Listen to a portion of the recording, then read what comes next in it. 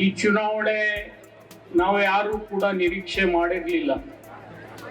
ನಮ್ಮೆಲ್ಲರ ಆಸೆ ಇತ್ತು, ನಮ್ಮೆಲ್ಲರ ಹಿರಿಯರಾದಂಥ ಮೇಟಿಯವರು ಬರ್ತಕ್ಕಂಥ ದಿನಮಾನಗಳಲ್ಲಿ ಇನ್ನೂ ಅನೇಕ ಅಳಲು ಸೇವೆಗಳನ್ನ ಬಾಗಲಕೋಟೆ ಮತಕ್ಷೇತ್ರಕ್ಕೆ ಮಾಡ್ತಾರಂತಕ್ಕಂಥದ್ದು. ಆದರೆ ಅವರ ಅಕಾಲಿಕ ನಿಧನದಿಂದ ತೆರವಾದಂಥ ಈ ಸ್ಥಾನ ನಾವು ಇವತ್ತು ತುಂಬಲೇಬೇಕು. ಈಗ ತಾನೇ ವಿಜಯಾನಂದ್ ಹೇಳಿದಂಗೆ ಇವತ್ತು ನಿಮ್ಗೆಲ್ಲ ಗೊತ್ತಿದೆ ಬಿಜೆಪಿ ಅವ್ರ ಸಂಸ್ಕೃತಿ ಹೇಗಪ್ಪ ಅಂತಂದ್ರೆ ಯಾರು ಪಕ್ಷ ಕಟ್ಟಿರ್ತಾರ ಅವ್ರನ್ನೇ ಅವ್ರು ಬಿಡ್ತಾರೆ. ನೀವು ಅನೇಕ ಉದಾಹರಣೆ ತೆಗೆದು ನೋಡ್ರಿ. ಇವತ್ತು ಯಾವಾಗ ವಾಜಪೇಯಿ ಅವರು ಅದ್ವಾನಿ ಅವರು ಇಬ್ಬರೇ ಬಿಜೆಪಿಯನ್ನ ಕಟ್ಟಿದ್ರು. ಆದ್ರೆ ದುರ್ದೈವಶ ಬಿಜೆಪಿ ಅಧಿಕಾರಕ್ಕೆ ಬಂದ ಮೇಲೆ ಯಾರನ್ನಾದ್ರೂ ದೂರ ಇಟ್ಟಿದ್ರೆ ಅದು ಮೊದಲ ಅದ್ವಾನಿ ಅವರು ಅನ್ನೋದು ನೀವು ಯಾರು ಕೂಡ ಮರಿಬಾರ್ದು ಇವತ್ತು. ಅದೇ ತರ ಇಲ್ಲಿ ನಿಮ್ಗೆ ಗೊತ್ತಿದೆ, ಕರ್ನಾಟಕದಲ್ಲಿ ಒಂದು ಉದಾಹರಣೆ ಇದೆ. ಅನಂತ್ ಕುಮಾರ್ ಹೆಗಡೆ ಒಬ್ರು MP ಬಿಜೆಪಿಯನ್ನ ನಿರಂತರವಾಗಿ ನಡೆಯತಕ್ಕಂತ ವ್ಯಕ್ತಿ.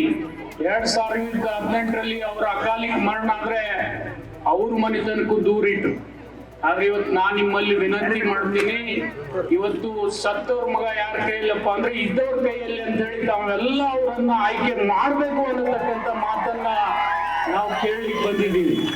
ಕೇವಲ ಉಮೇಶ್ ಮೇಟಿ ಅವ್ರ ಸಲುವಾಗಿ ಅಲ್ಲ, ಇಡೀ ದೇಶದಲ್ಲೇ ಒಂದು ಮಾದರಿಯ ಯಾವ್ದಾದ್ರು ಇದ್ರೆ ಅದು ಕರ್ನಾಟಕ. ಇವತ್ತು ನಿಮ್ಗೆ ಗೊತ್ತಿದೆ, ಈಗ ತಾನೇ ತಿಮ್ಮಾಪುರ್ ಅವ್ರು ಹೇಳಿದ್ರು, ಈ ಭಾಗದಲ್ಲಿ ನೀವು ಹೊಳೆದಂಡಿಗೆ ಇರ್ತದವರಿಗೆ ಕಬ್ಬಿನ ಬೆಳೆ ಬಹಳ ಪ್ರಮುಖವಾಗಿರ್ತಕ್ಕಂಥ ಬೆಳೆ. ಈ ರಾಜ್ಯದಲ್ಲಿ ಬಿಜೆಪಿ ಅನೇಕ ಬಾರಿ ಗೆದ್ದು ಅಧಿಕಾರವನ್ನ ನಡೆಸಿದೆ. ಆದ್ರೆ ಕಬ್ಬಿನ ಬೆಳೆಗಾರರ ನೋವನ್ನ ಕೇಳಿರ್ತಕ್ಕಂಥ ಏಕೈಕ ಮುಖ್ಯಮಂತ್ರಿ ಯಾರಾದ್ರೂ ಇದ್ರೆ ಅದು ಸನ್ಮಾನ್ಯ ಸಿದ್ದರಾಮಯ್ಯನವರು ಅಂತೇಳಿ ಬಹಳ ಹೆಮ್ಮೆಯಿಂದ ಹೇಳ್ಬೇಕಾಗ್ತದೆ. ಒಂದಲ್ಲ ಎರಡಲ್ಲ ಅನೇಕ ಬಾರಿ ಯಾವಾಗ ಕಬ್ಬಿನ ಬೆಲೆ ಬೀಳ್ತದೆ ಆ ಸಂದರ್ಭದಲ್ಲಿ ಕರ್ನಾಟಕ ಸರ್ಕಾರ ನೆರವಿಗೆ ಬಂದಿದೆ. ಅದೇ ರೀತಿ ನಿಮ್ಗೆ ಗೊತ್ತಿದೆ, ಕೇವಲ ಕಬ್ಬಲ್ಲ, ಯಾವುದೇ ಬೆಳೆ, ತೊಗರಿ ಇರ್ಬೋದು, ಕೊಬ್ಬರಿ ಇರ್ಬೋದು, ಈ ಸಂದರ್ಭದಲ್ಲಿ ಕಡ್ಲಿ ಇರ್ಬೋದು, ಹೆಸರು ಇರ್ಬೋದು, ಅನೇಕ ಬೆಳೆಗಳನ್ನ ಇವತ್ತು ರೈತ ತನ್ನ ಬೆಳೆದಂತ ಬೆಲೆ ಸಿಗದೆ ಇದ್ದಂತ ಸಂದರ್ಭದಲ್ಲಿ ನೆರವಿಗೆ ಬಂದಿರತಕ್ಕಂತ ಏಕೈಕ ಮುಖ್ಯಮಂತ್ರಿ ಯಾರಾದ್ರಿದ್ರೆ ಅದು ಸನ್ಮಾನ್ಯ ಸಿದ್ದರಾಮಯ್ಯನವರು ಅಂತೇಳಿ ಬಹಳ ಹೆಮ್ಮೆಯಿಂದ ನಾನು ಹೇಳಬೇಕಾಗ್ತದೆ. ಇವತ್ತು ಎಲ್ಲ ತಾಯಂದ್ರು ಬಹಳ ದಿವಸದಿಂದ ನಿಮ್ಗೆ ಗೊತ್ತಿದೆ, ಕರ್ನಾಟಕದಲ್ಲಿ ಅನೇಕ ಬಡ ಕುಟುಂಬಗಳಿದ್ದು, ಆದ್ರೆ ಹೆಣ್ಮಕ್ಳಿಗೆ ಶಕ್ತಿ ತುಂಬತಕ್ಕಂತ ಕೆಲಸ ಈ ಕರ್ನಾಟಕದಲ್ಲಿ ಅನೇಕ ಮುಖ್ಯಮಂತ್ರಿಗಳು ಆಗಿ ಹೋಗಿದ್ದಾರೆ. ಯಾರಾದ್ರೂ ಹೆಣ್ಮಕ್ಳಿಗೆ ಶಕ್ತಿ ಕೊಟ್ಟಿದ್ರೆ ಅದು ಸನ್ಮಾನ್ಯ ಸಿದ್ದರಾಮಯ್ಯನವರು ಅಂತ ಹೇಳಿ ಇವತ್ತು ನಾನು ಹೆಣ್ಮಕ್ಳಿಗೆ ಹೇಳ್ಬೇಕಾಗ್ತದೆ. ಇದ್ರ ದಾನ ನಾವು ಕೇಳಲಿಕ್ಕೆ ಬಂದಿದ್ದೀವಿ. ಈ ದಾನ ನೀವು ಉಮೇಶ್ ಮೇಟಿ ಅವ್ರು ಕೊಟ್ರೆ ಅದು ಸನ್ಮಾನ್ಯ ಸಿದ್ದರಾಮಯ್ಯನವರು ಕೊಟ್ಟಂಗೆ ಆಗ್ತದೆ ಅನ್ನತಕ್ಕಂಥ ಮಾತನ್ನ ಈ ಸಂದರ್ಭದಲ್ಲಿ ನಾನು ಹೇಳಿಕ್ ಬಂದಿದ್ದೀನಿ. ದಯಮಾಡಿ ನಾನು ನಿಮ್ಮೆಲ್ಲರಲ್ಲಿ ಪರಿಪರಿಯಾಗಿ ಕೇಳ್ಕೊಳ್ಳೋದಿಷ್ಟೇ, ಇವತ್ತು ಏನಾದ್ರೂ ಕರ್ನಾಟಕ ಅಭಿವೃದ್ಧಿ ಆಗಿದ್ರೆ ಅದು ಕೇವಲ ಒಂದು ಜಾತಿಗಲ್ಲ, ಸರ್ವ ಸಮಾಜಕ್ಕೂ ಅಭಿವೃದ್ಧಿಯಿಂದ ಮಾಡ್ತಕ್ಕಂಥ ರಾಜ್ಯ ಯಾವುದಾದ್ರೂ ಇದ್ರೆ ಅದು ಕರ್ನಾಟಕ. ಇವತ್ತು ನಿಮ್ಗೆಲ್ಲ ಗೊತ್ತಿದೆ, ಇಷ್ಟೆಲ್ಲ ದುಡ್ಡು ಕರ್ನಾಟಕ ಕೇಂದ್ರ ಸರ್ಕಾರ ಕಳಿಸಿದ್ರೆ ಕೇಂದ್ರ ಸರ್ಕಾರ ಕೊಡ್ತಕ್ಕಂಥದ್ದು ಕೊಡುಗೆ ಏನು ಅನ್ನೋದು ನೀವು ಇವತ್ತು ನೋಡ್ಬೇಕಾಗ್ತದೆ.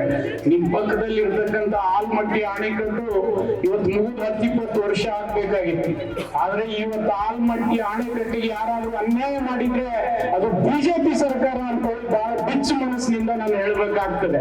ಇವತ್ತು ನಿಮ್ಗೆಲ್ಲ ಗೊತ್ತಿದೆ, ನೀವು ಕಳ್ಕೊಳ್ತಕ್ಕಂಥ ಭೂಮಿಗೆ ಒಂದು ಯೋಗ್ಯ ಬೆಲೆ ಕೊಡ್ತಕ್ಕಂಥ ಶಕ್ತಿ ಈ ಪುಣ್ಯಾತ್ಮರಿಗೆ ಇರ್ಲಿಲ್ಲ. ಬಿಜೆಪಿ ಅವರಿಗೆ 2-3 ಬಾರಿ ಅಧಿಕಾರಕ್ಕೆ ಬಂದ್ರು, ಆದ್ರೆ ಇವತ್ತು ಒಣ ಬೇಸಾಯದ ಭೂಮಿಗೆ 30 ಲಕ್ಷ ರೂಪಾಯಿ ಕೊಡ್ತಕ್ಕಂಥ ಶಕ್ತಿ ತುಂಬಿರ್ತಕ್ಕಂಥ ಏಕೈಕ ನಾಯಕ ಯಾರಾದ್ರಿದ್ರೆ ಅದು ಸನ್ಮಾನ್ಯ ಸಿದ್ದರಾಮಯ್ಯನವರು ಅಂತ ಹೇಳಿ ನಾನು ಹೇಳಬೇಕಾಗ್ತದೆ.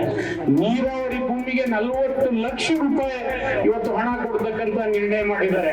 ನಾವು ಈ ಭಾಗದ ವಿಶೇಷವಾಗಿ ಬಾಗಲಕೋಟೆ ಸುತ್ತಮುತ್ತ ಇರ್ತಕ್ಕಂಥ ರೈತರಲ್ಲಿ ವಿನಂತಿ ಮಾಡೋದಿಷ್ಟೇ, ಆಲ್ಮಟ್ಟಿ ಅಣೆಕಟ್ಟು ಲಘು ಆಗ್ಬೇಕಾಗಿದ್ರೆ ನೀವು ಉಮೇಶ್ ಮೇಟಿ ಅವರಿಗೆ ಓಟ್ ಕೊಡ್ಬೇಕಂತಕ್ಕಂಥ ಬೇಡಿಕೆಯನ್ನು ನಾನು ನಿಮ್ಮ ಮುಂದೆ ಇಡ್ತಾ ಇದ್ದೀನಿ.